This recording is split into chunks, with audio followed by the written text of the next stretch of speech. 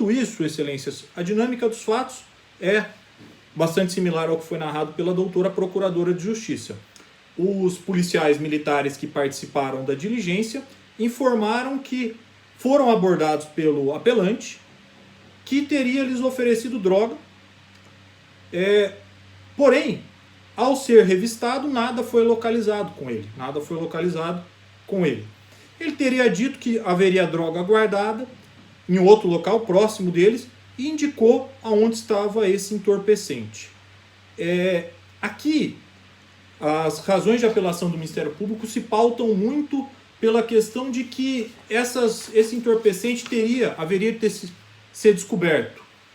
Me parece importante que nós pautemos a palavra dos policiais, porque senão nós ficamos com a impressão de que um diz que seria encontrado, o outro diz que não seria, e me parece que os policiais que se envolveram na diligência, e como se compreende que o depoimento dos policiais é fundamental, podem dar uma informação sobre a essencialidade ou não essencialidade da colaboração que se deu. E aqui me permitam, excelência, citar o depoimento do policial Rogério, especificamente no marco de tempo, começa no 5:23. O magistrado pergunta a ele: o senhor teria achado a droga sem a informação dele? Diz o policial: nós teríamos de fazer bastante busca se ele não tivesse apontado o local ali. Nós não conseguiríamos achar o local com facilidade. Poderia até ser que mais equipes, procurando minuciosamente, encontrássemos, mas seria bem difícil. Então isso é o 5:23 do depoimento do policial Rogério. O policial Patrick também depõe no mesmo sentido, dizendo que o auxílio dele, aqui é o defensor pergunta a ele, e aqui é o marco de tempo, 8 minutos e 43 segundos. O defensor pergunta: o auxílio dele para a localização, apontando as drogas, foi fundamental para que os senhores pudessem localizá-lo, considerando esse contexto da comunidade chegando? Diz o depoente, policial Patrick: sim, porque ele informa, ele vai buscar conforme você fala. Ele fala que está lá para comercializar mesmo, como ele falou.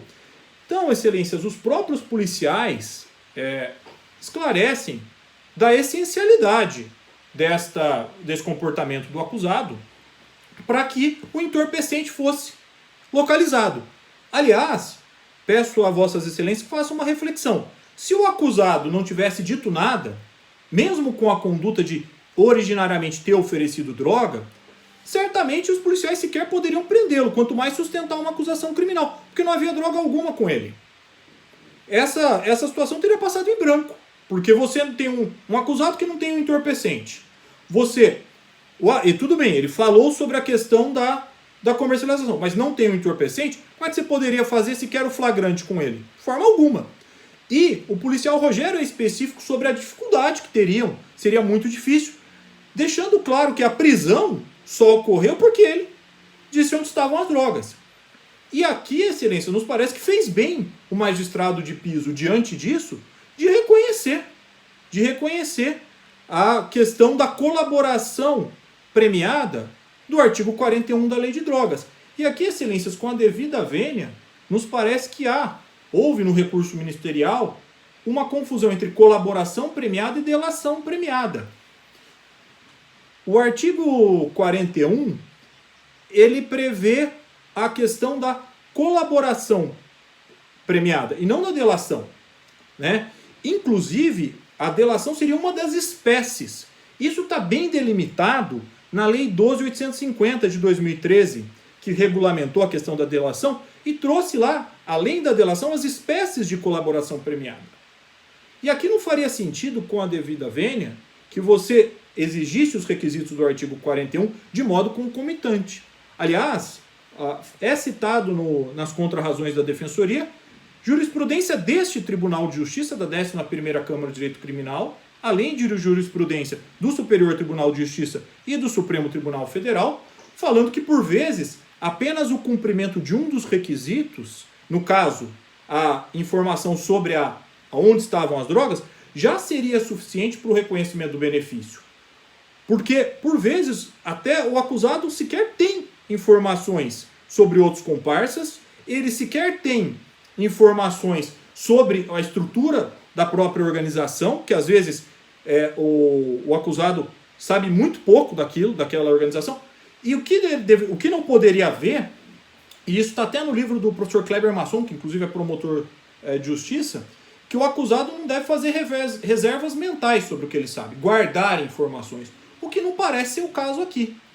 E mais, excelências, se há e existe uma jurisprudência aqui tranquila, pacífica, sobre a valoração dos depoimentos dos policiais em crimes de tráfico para se condenar, e todos sabem que a contraposição entre palavra do réu e palavra de policiais, guardas, enfim, em crimes de tráfico é algo que se tende a valorar a palavra do policial, o que se pede nesse caso é que seja feita a mesmíssima coisa.